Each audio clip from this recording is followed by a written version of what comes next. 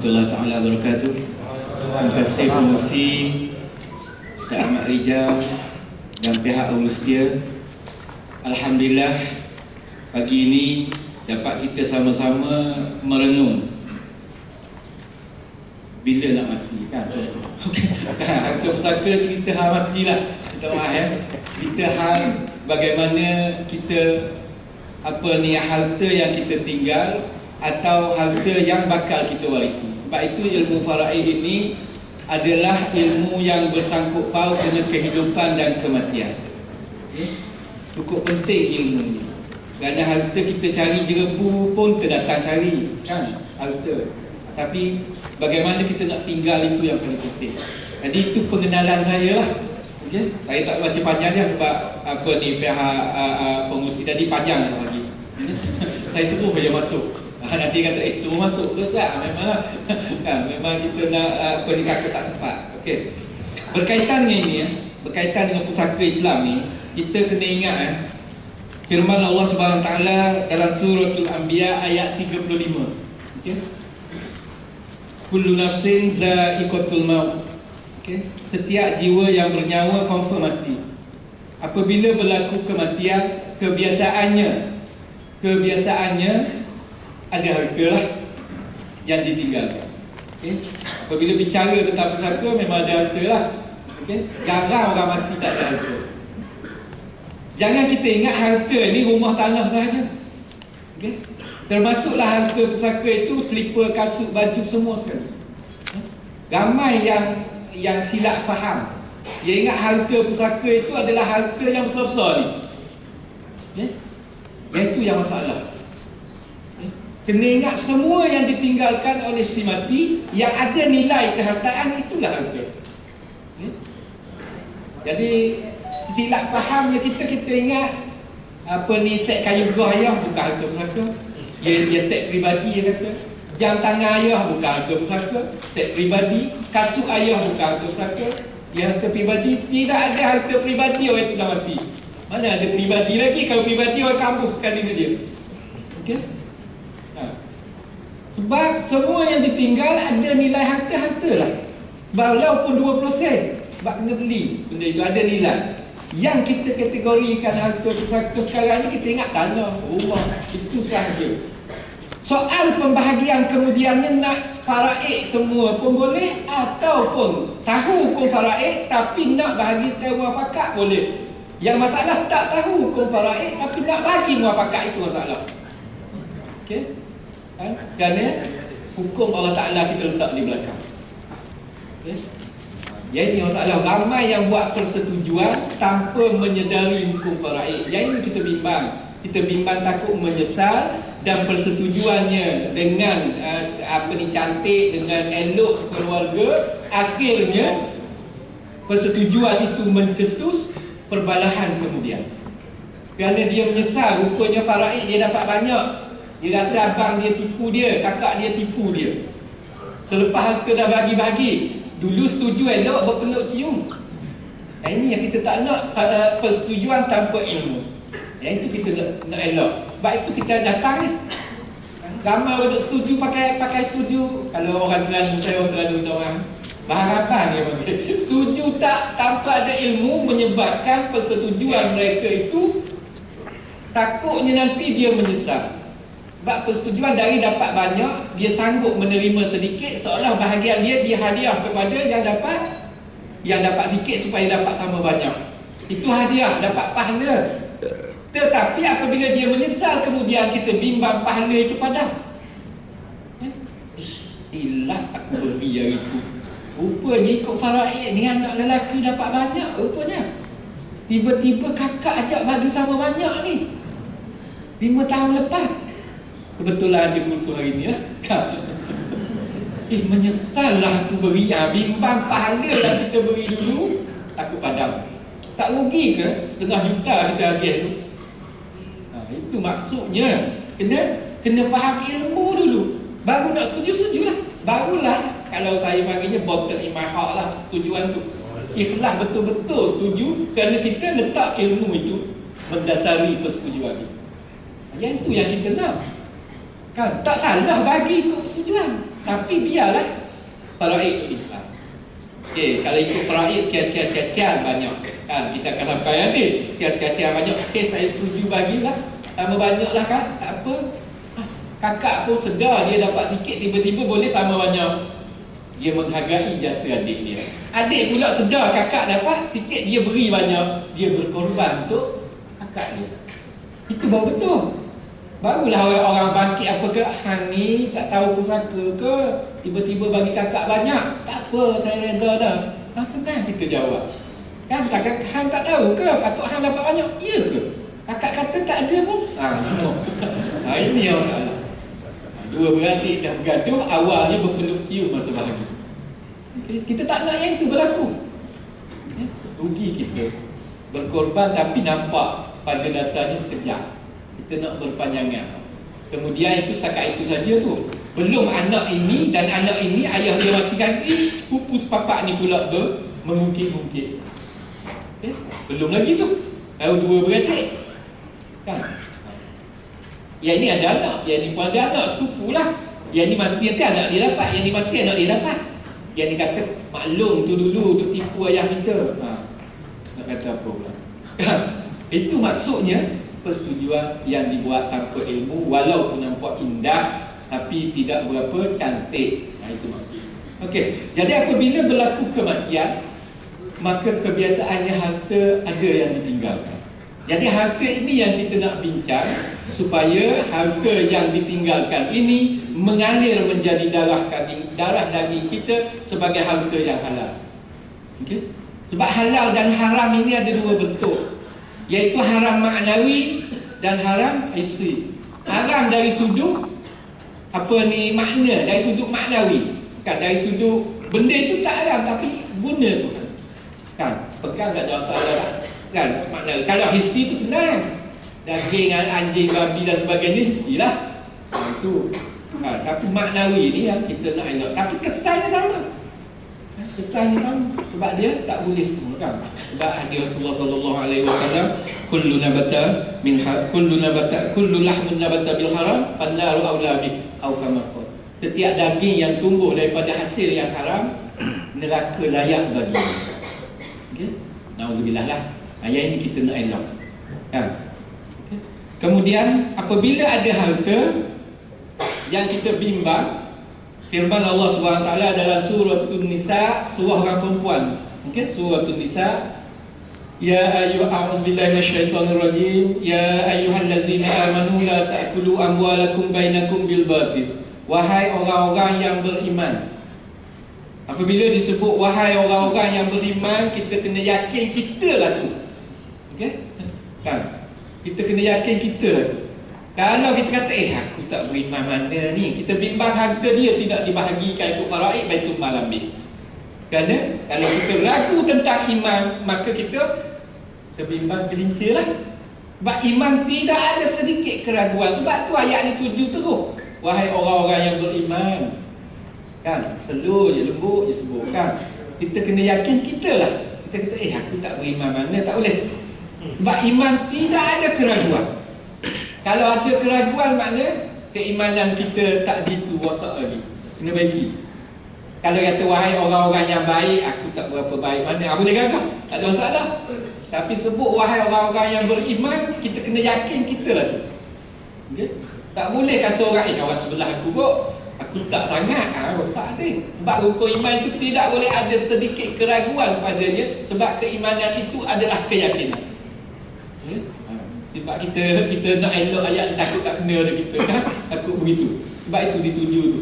Wahai orang-orang yang beriman, jangan kamu makan harta sesama kamu dengan cara tak betul. Oleh itu apabila berlaku kematian, ada harta ditinggalkan. Kalau harta itu dimakan secara tak betul, terkena ayat ini. Yang ini kita nak elok. Ramai yang takut terlepas pandang. Takut terlepas pandang. Terlepas pandang maksudnya apa? Harta ayah aku tinggal, ikut suka aku. Tak boleh. Tak boleh. Minta maaf, saya orang Terengganu lain sikit bahasa. Walaupun saya dah bekerja UKM 20 tahun, ni masuk tahun ke-20 saya sebagai staff di UKM lah. Okay? Tahun 95 saya masuk bekerja dengan UKM. Macam pengurusi cakap tadi lah, tak nampak macam macam usia yang ada lah. Sebab orang selalu bilang ramai mana dia sebut ni kan, Muhammad Zamrul muda. Ramai mana. Agak-agak doa tu kekal lah kan, tapi enjin dah tua lah kan, body boleh sembocak kan. Jadi ramai yang itu kan, kita selalu terlepas pandang apabila harta yang ditinggalkan oleh seseorang yang meninggal dunia, yang harta dia jadi harta pusaka, dia secara otomatik menjadi milik waris, tidak perlu akad apa-apa. Dia tidak sama seperti jual beli kena akad, sama ada unjuk-mengunjuk itu dianggap sebagai suatu akad atau tidak. Harta pusaka menjadi otomatik. Otomatik cepat mati dia terus menjadi pusaka. Sebab itu segala pengurusannya perlu bertanya kepada waris yang terlibat. Jadi kita kena kenal lah siapa waris yang terlibat yang kita nak tanya ni. Sebab kita jangan tanya pakai iklan di masjid, payah. Kalau seorang mati meninggalkan ibu, bapa, isteri, anak-anak, itu saja yang kita tanya. Kalau meja makan kita ada 6 biji kursi, mungkin tak penuh pun. Kita tak perlu buat iklan. Mudah je kalau kita tahu. Yang masalah kita tak tahu siapa lagi. Panggil habis pupu, 2 pupu, sana baru bacang, panggil. Payahlah nak bincang kan? Sebab kita ramai waris kita ni. Sebab hari raya kita tak ramai kan? Bukannya itu yang dapat pusaka pun. Yang dapat pusaka hanya 4-5 orang saja kemungkinan. Apabila 4-5 orang kita tangguh mungkin bertambah bilangan, kerana harta asal tak bahagi. Masih pula yang dapat kemudian, mereka ada waris-waris yang akan dapat harta asal. Itu yang masalah macam kampung baru dan sebagainya lah. Apabila kita tangguh, lagi rumit lah nak tanya persetujuan. Asal ni 3 beradik je dapat harta pusaka arwah ayah. Abang, adik lelaki, perempuan. 3 orang ni je.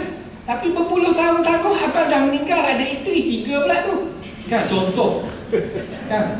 Kemudian ada anak-anak pula. Jadi bahagian abang daripada harta ayah dia kan, dapat kepada isteri. Jadi menantu 3 orang dapat harta 4 betul. Jadi bagaimana adik sebelah sini, adik ipar dia dengan adik ipar perempuan dia nak setuju? Kata macam mana menantu dapat ni? Rupanya dia ambil bahagian abang dia yang tak bahagi lagi. Itu baru satu peringkat. Isteri ni pula apabila suami dia ni mati, dia kahwin lain. Dia tak lagi harta arwah suami ni, dia meninggal dunia, arwah tak lagi. Bagaimana pula suami baru pula dapat? Itu kalau tangguh. Sebab itu Islam tak galak tangguh harta pusaka, amat-amat menyegerakan. Suruh segera bahagi. Kita tidak nampak itu. Ada apabila nak bincang dengan suami orang pula tu, harta yang ditinggal awak, kena tanya setuju dia. Sebab dia dapat juga bahagian. Bahagian bukan dapat bahagian suami dia yang mati. Tapi bahagian suami dia ada bahagian ayah dia. Jadi dia ambil daripada ayah dia. Yang ini kalau kita tangguh menyukarkan proses perbincangan. Sebab masyarakat kita sering salah faham. Saya minggu depan ada ceramah tentang pembahagian pusaka, mitos dan realiti, untuk kefahaman masyarakat. Peserta kurang lebih 800 orang di Jawi. Kalau nak pergi sana pula lah kan? Maknanya perkara-perkara yang masyarakat kita silap faham. Dia kata tanah kubur merah lagi, bagi buat apa cepat-cepat? Dia nak tahu tanah. Kan? Maknanya silap faham kita yang menyerap kerana benda itu sudah lama berakar umbi. Kemudian ini kalau sekiranya waris yang ditinggalkan itu dewasa, semua waris yang dia tinggal itu dewasa betul. Semua dah berumur, semua dah berakal. Kalau kita guna harta dia tanpa izin dia, maka harta batil. Apabila jadi harta pusaka, dia adalah harta waris-waris. Apabila harta waris-waris, maka dia bukan harta seorang individu.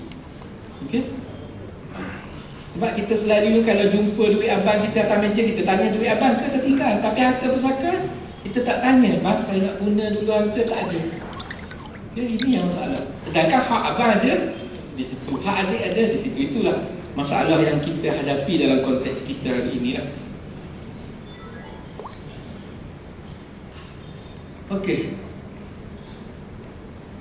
Kemudian apa yang lebih menyayat hati lagi kalau kita salah guna harta pusaka, kan lebih teruk lagi. Larangan Allah Subhanahu taala dalam surah An-Nisa ayat 10. A'udzubillahi minasyaitonirrajim. Innal ladzina ya'kuluna amwalal yatama zulman innama ya'kuluna fi butunihim nara wa yaslawna sa'ira. Yang ini lebih beratlah. Yang tadi kalau dewasa semua. Yang ini pula kalau ada berlaku kematian, kebiasaannya kalau ada anak-anak kecil, anak yatim. Apabila dia anak yatim, siapa yang sesungguhnya orang-orang yang makan harta anak yatim, maka harta seolah dia menelan ataupun dia makan api ke dalam perut dia. Keras larangan. Makan harta anak yatim secara zalim, ikat dengan perkataan zalim. Kalau kita urus harta anak yatim, ambil bahagian sebagai upah pengurus, tak ada masalah. Yang makan secara zalim ni, itu maksudnya zalim itu diikat, perkataan itu dikaitkan. Okey? Jadi bahaya. Kalau ada berlaku kematian, biasanya ada anak yatim lagi berat. Kalau tak ada anak yatim, terkena ayat yang surah Nisa ayat 29 tadi. Ayat sebelum ini. Kalau ada anak yatim, kena ayat ini. Kalau diurus secara tak betul. Jadi tidak dalam soal pengurusan harta pusaka, kena berhati-hati.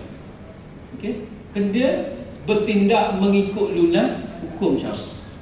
Kalau kita tersalah guna, ada anak yatim, ayat ini yang terkena pada kita. Kalau semua dewasa salah buat juga, maka terkena ayat sebelum ini. Jadi tak boleh elak. Kena kita dikepung oleh ayat ini. Maksudnya tak boleh bertindak bebas. Okey? Kena berurusan dengan betul lah. Okey?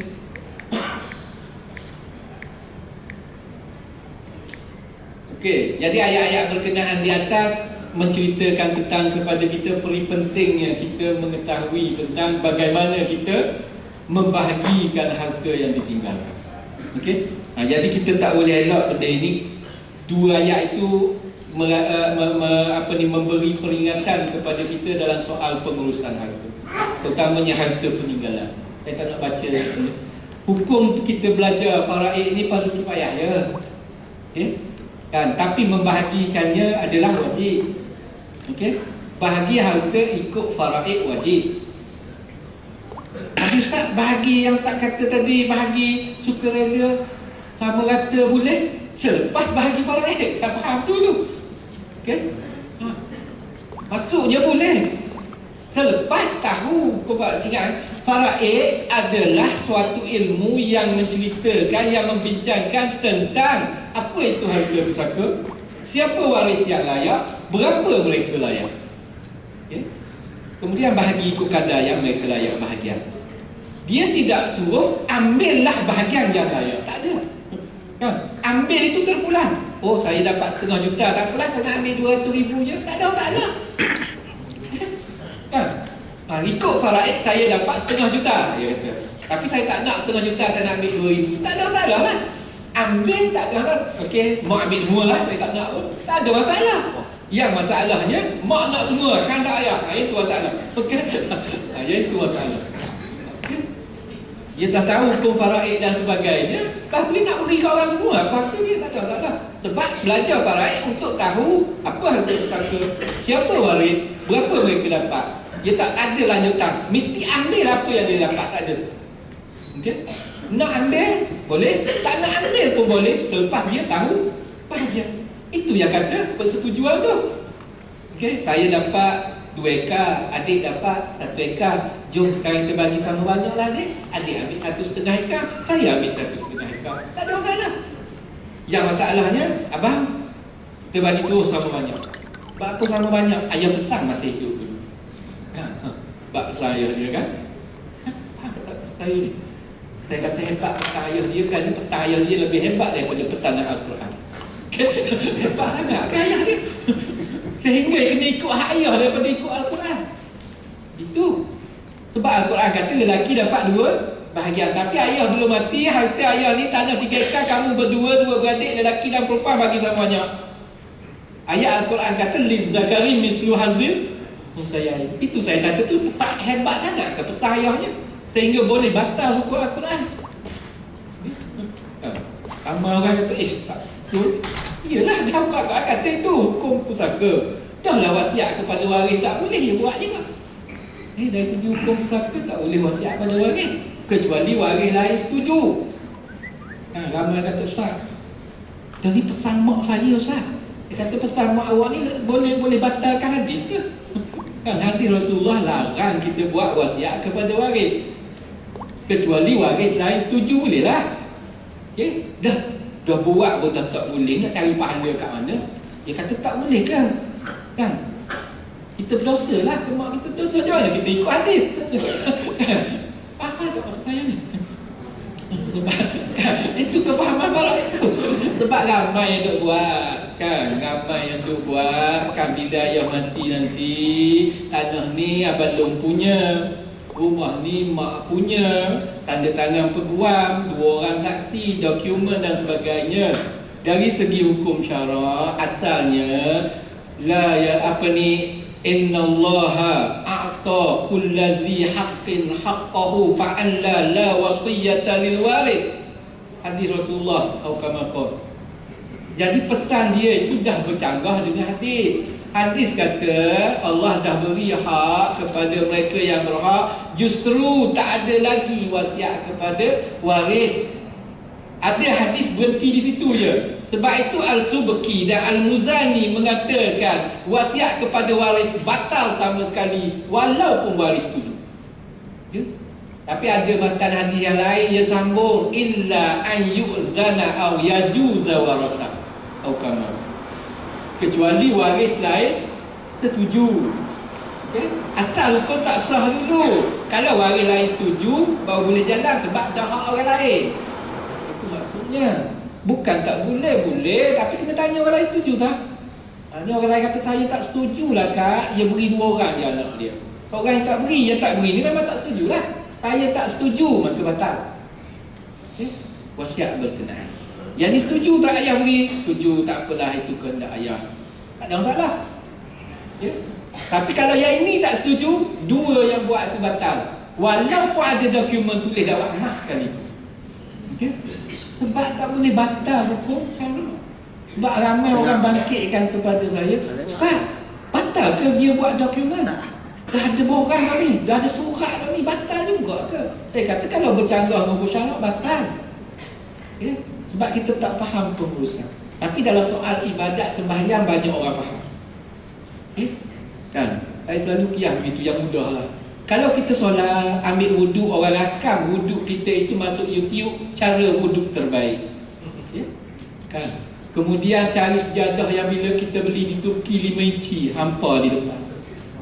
Okey? Saya ada kiblat, pula ambil kompas tentera ukur. Kan? Pakai serban lilit macam orang ikut tarikat. Kan? Sembahyang, menghadap kiblat dengan betul sembahyang, baca macam saya sudah sedapnya. Tiba-tiba kata awak sembahyang ni tak sah. Sebab apa tak sah? Awak lupa pakai seluar. Rupanya tinggal satu tu, baju saja. Dia makan tak orang tu? Tak makan, dia akan solat semula pakai seluar. Kerana dia faham. Dia takkan kata, tak sah ke? Saya dah ambil wuduk lengkap, baca sedap, sejadah tebal, hadap kiblat, pakai kompas tentera. Tak sah ke? Tak ada orang bangkai itu kerana dia tahu tentang ilmu. Tapi hal wasiat tak sah ke? Saya buat dokumen, ada 2 saksi, jumpa dengan Pesuruhjaya sumpah, tanda tangan, tapi isi. Itu maksud saya. Faham?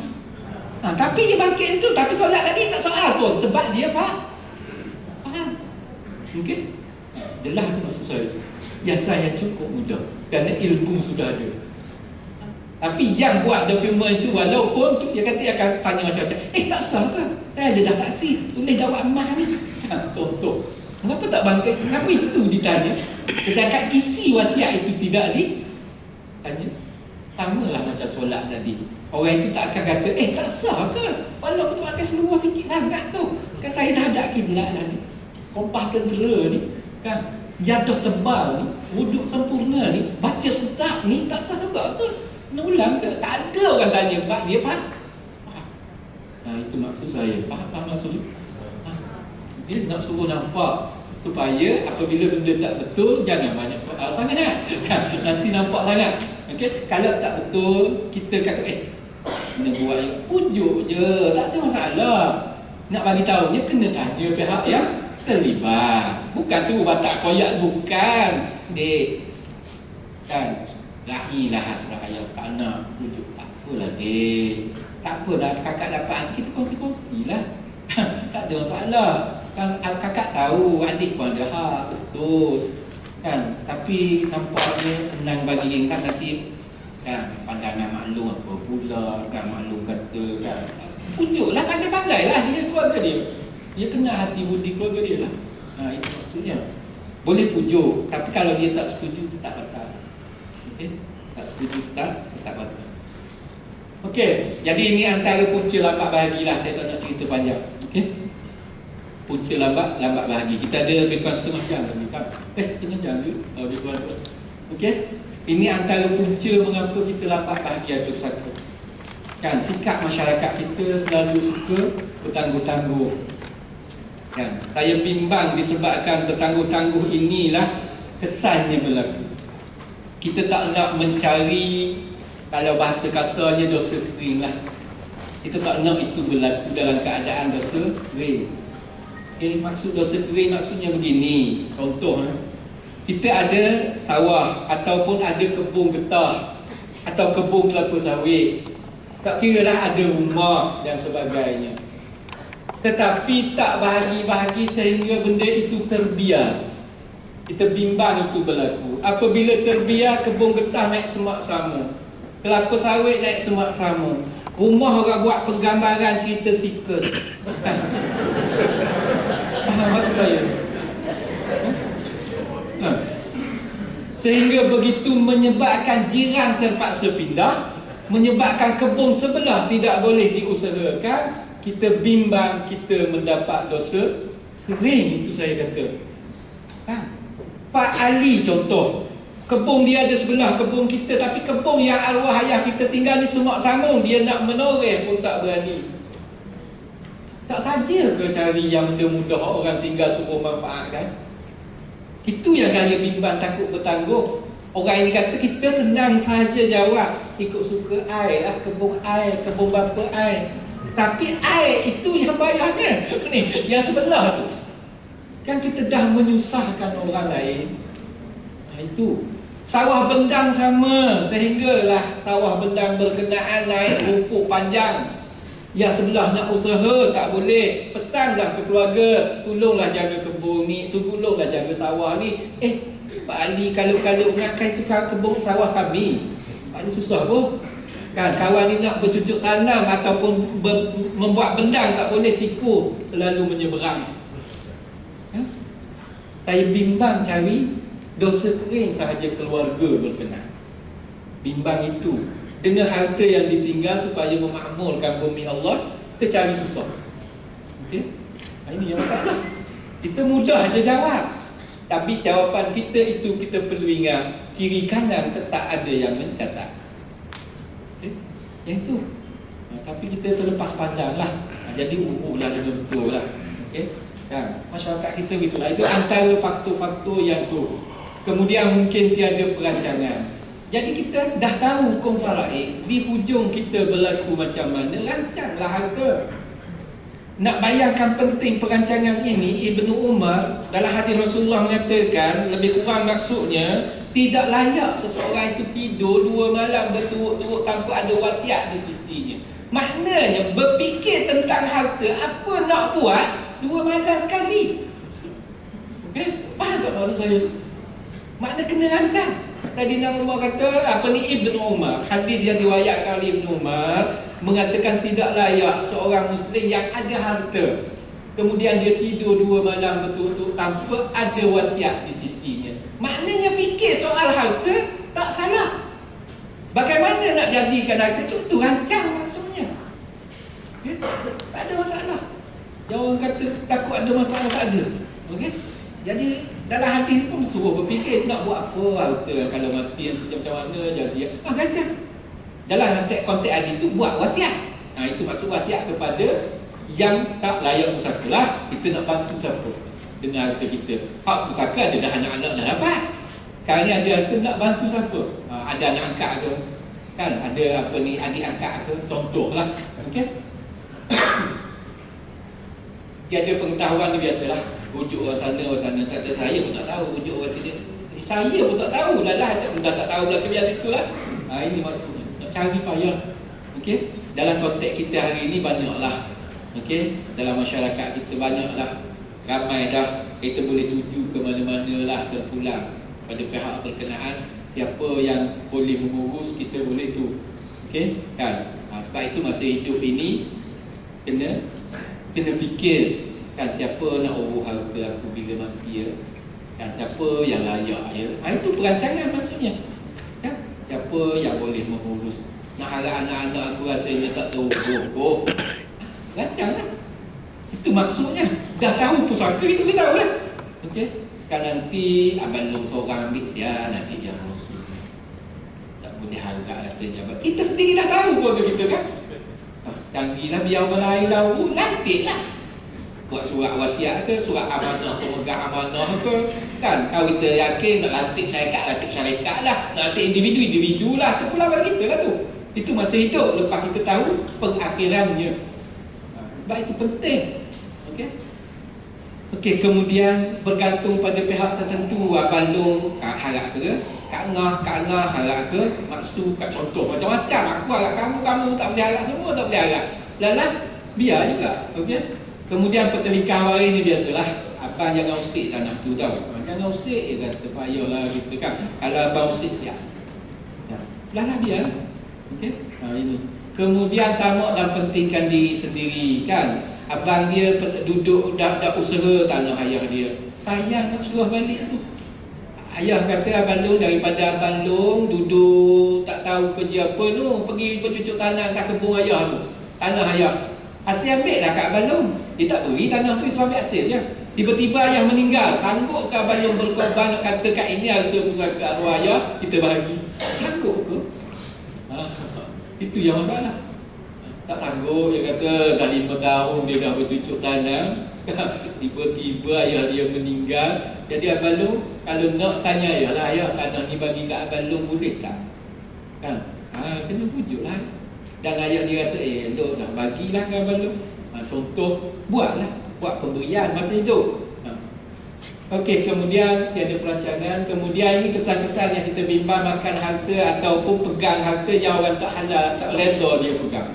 Itu maksudnya. Ataupun makan orang tak halal dia. Okey. Sebab itu kalau kita terpengaruh dengan filem-filem, drama, biasa begitulah.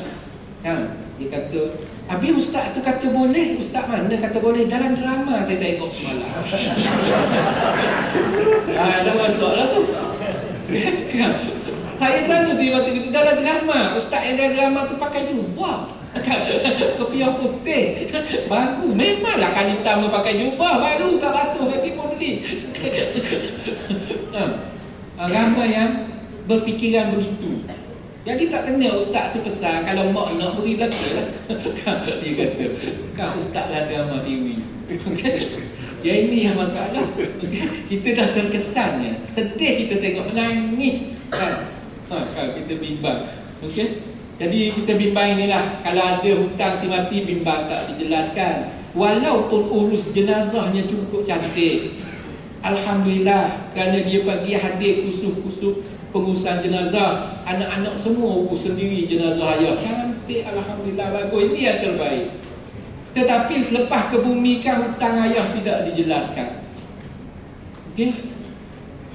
Kita perlu ingat pesanan Rasulullah sallallahu alaihi wasallam, apa ni, nafsul mu'min mu'allaqah bidainihi hatta yuqda anhu. Roh atau jiwa orang mukmin ini terikat dengan hutangnya, sehinggalah hutang itu dijelaskan. Kita bimbang, takut hadis ini walaupun jenazah diuruskan dengan cantik ke bumi dan sebagainya, jelas selesai, hutangnya tak dibayar, rohnya tidak sampai di tempat ruh yang selayaknya.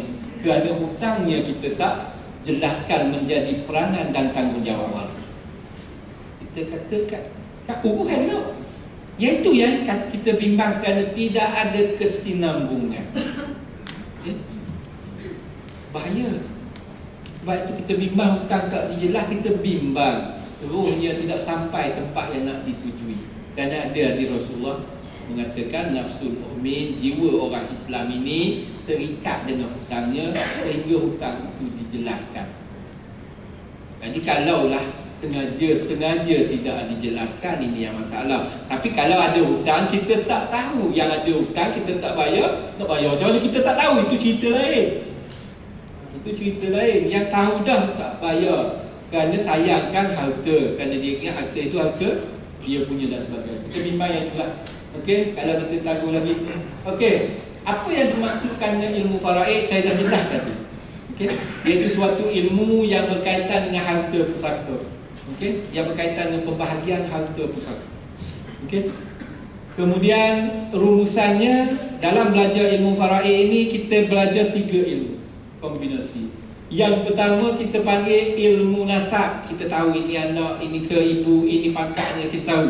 Yang kedua kita tahu ilmu fatwa. Ilmu fatwa ni bukan jadi bukti, tak. Fatwa maksud dia ibu berapa bahagian, kita nak letak hukum. Okey. Dia anak berapa bahagian, dia isteri berapa bahagian, itu fatwa. Kalau tak tahu hubungan payah. Kemudian ilmu hisab, barulah kita kira-kira bahagian mereka. Okey. Kemudian matlamat belajar adalah memberi hak kepada yang berhak. Okey. Dan menentukan bahagian atau saham kepada yang berhak dengan cara yang syarak tetapkan. Okey, cara yang betul. Kemudian ini peranan dia lah. Okey, mengetahui mengenal pasti harta pusaka atau tidak, harta yang ditinggalkan si mati ni pusaka atau tak, pusaka atau tak, itu bertanya-tanya. Okey, bukan semua harta yang dia tinggal itu pusaka. Mungkin harta dia pinjam lama, dah duduk rumah dia bertahun-tahun, tak jadi pusaka. Walaupun macam hak dia, macam tak akan. Macam tak akan, itu maksudnya. Mungkin mengenal pasti waris bukan waris, siapa waris yang layak. Kan, kalau dia mati, contoh, saya selalu buat contoh. Okey, kebetulan dah ada, kalau boleh nampak lah. Okey, boleh pakai ni.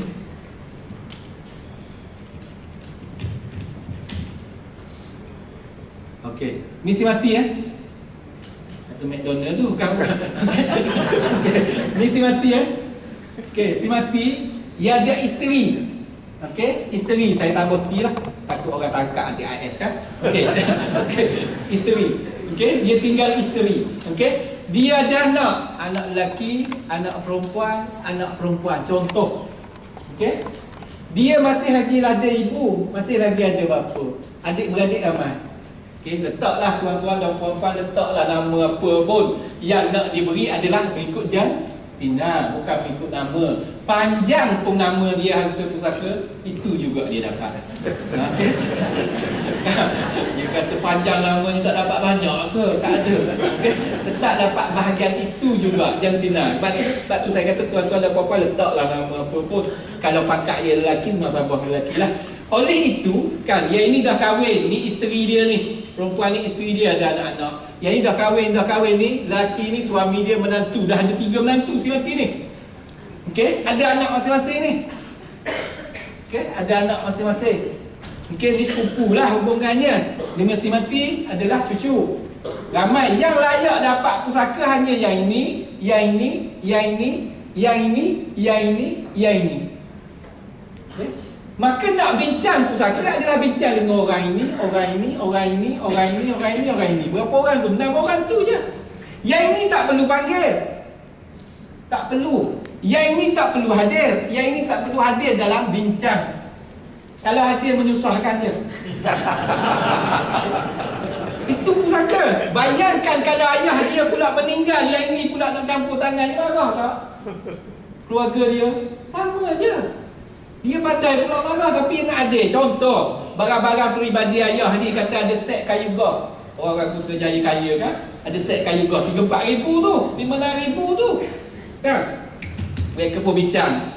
Yang ni pun tanya, mak nak tak set kayu gah ayah ni? Mak nak main gah lah. Kan dia kata, atuk nak tak atuk? Dia atuk ni lah pangkat dia kan. Atuk nak tak? Ish, tak nampak lah atuk nak ketuk. Wah, ambil lah. Kan? Tanya yang ni pula, nenek, ish, kau ambil. Tanya, Sami ni tak main, abang ambil lah. Selesai kayu gah ayah satu set. Tapi kalau yang ini ada, dia akan cumpik yang ini. Kerana dia main golf juga. Tak maksud saya. Sebab itu tak perlu bawa berunding, susah. Dan persetujuan isteri dia ni, isteri pada mereka dengan ini, tidak perlu tanya orang ini untuk setuju harta ayah dia. Bukan harta dia. Tak perlu minta izin suami macam mana bandel, tak perlu. Sebab ini pusaka ayah dia. Tak payah kita tak betul, tapi biarlah kena padalah. Kan nanti bergaduh pada isu itu. Kan? Begitu juga kalau mak yang mati barang kemas ada sikit-sikit, gelang ni abang nak tak?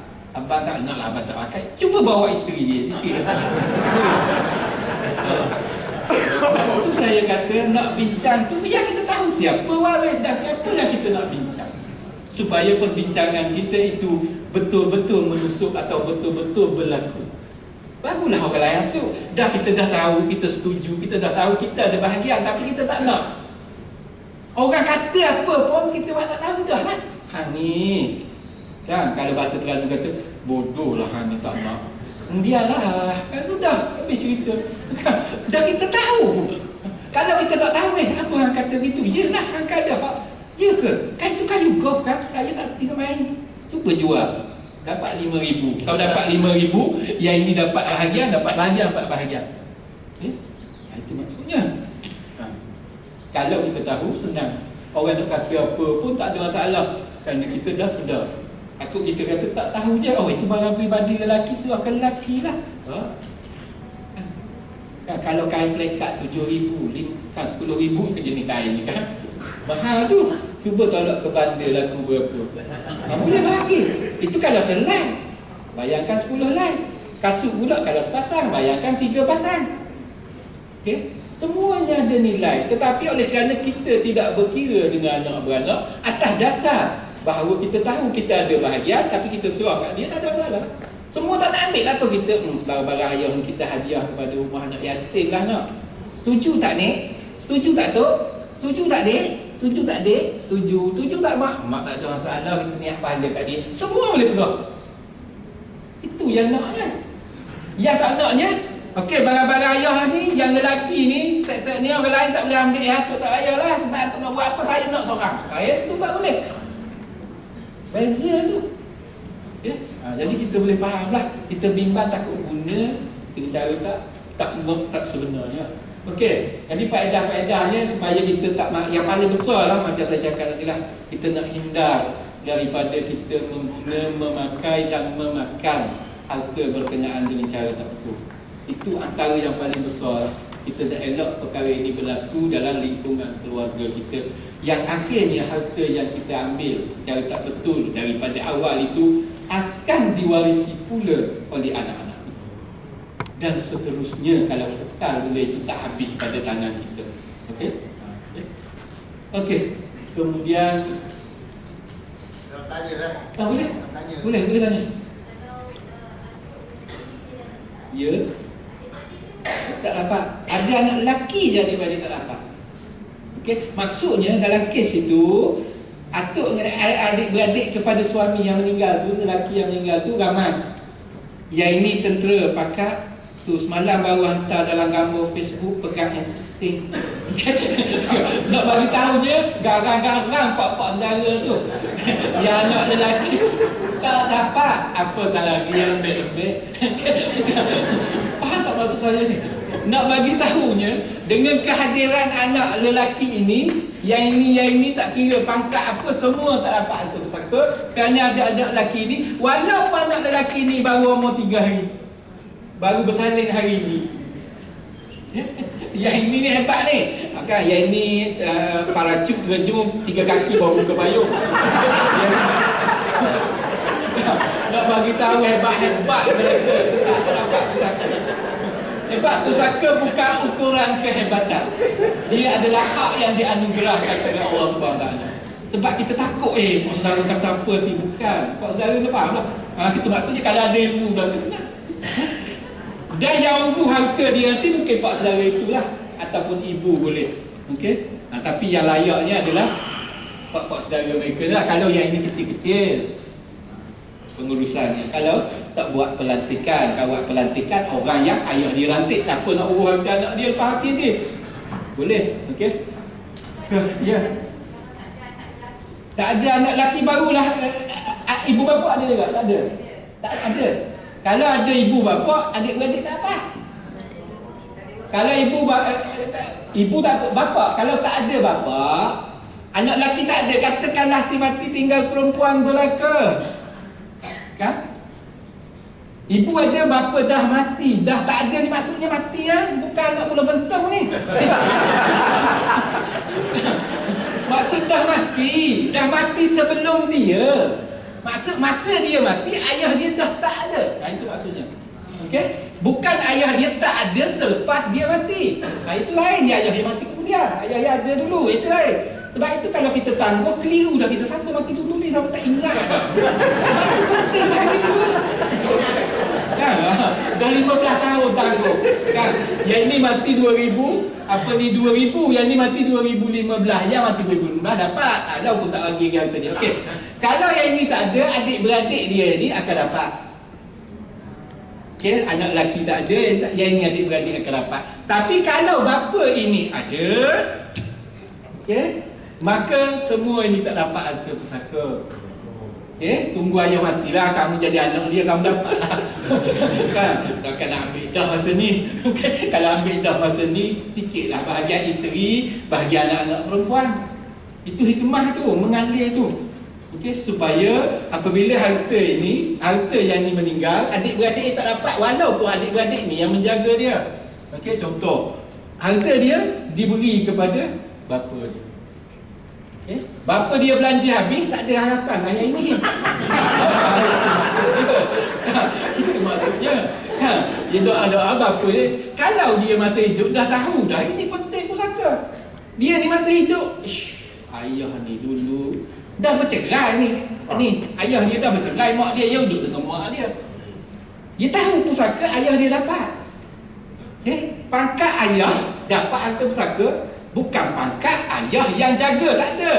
Dalam ayat Al-Quran hanya menyatakan seorang ayah dapat harta pusaka sekian. Dia tak kata seorang ayah yang bertanggungjawab menjaga, tak ada. Umum sahaja. Walaupun baru 3 hari dia dilahirkan, ayah dia dah bercerai dengan mak dia, duduk dengan mak sampai ke besar. Oleh itu, apabila ada harta pusaka, harta yang kita cari, letih-letih masa cari, lancarlah. Kalau gitu, banyak ayah dapat ni, boleh harap ke ayah? Maka tu perancangan masa itulah. Kan? Itu maksudnya penting kita tahu pusaka, kerana kita boleh buat tindakan ke atas harta kita masa kita hidup. Sila puan.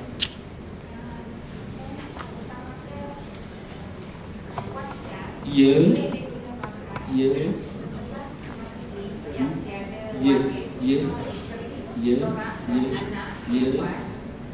Ya wasiat.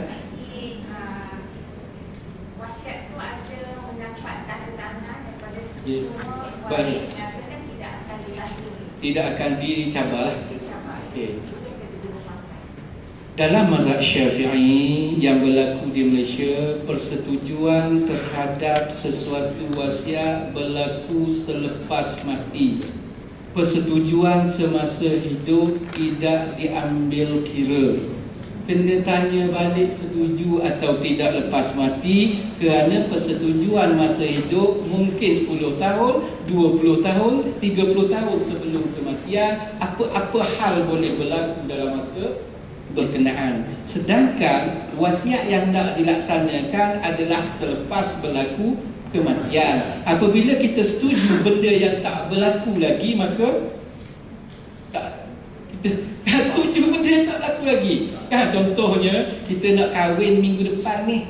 Kan Kan, setuju tak kalau abang berjanji dengan saya kan abang tak akan kahwin lagi. Tak ada masalah lepas tu kahwin, cuma langgar janji saja. Kan? Lepas tu janji belum kahwin, lepas kahwin pun tak apa, itu maksudnya. Dia tak kena-mengena lagi. Kan? Macam kita kata minggu depan nak kahwin, hari ni dah cerai dah. Tak pakai cerai itu kerana benda belum berlaku. Samalah soal wasiat. Wasiat berlaku hanya lepas mati. Tetapi masa hidup, si ada harta ni pewasiat, dia kumpul semua waris yang mungkin terlibat. Dia kata rumah ini, tanah ini saya beri orang ini, orang ini. Kamu setuju semua? Setuju? Okey, kalau setuju tanda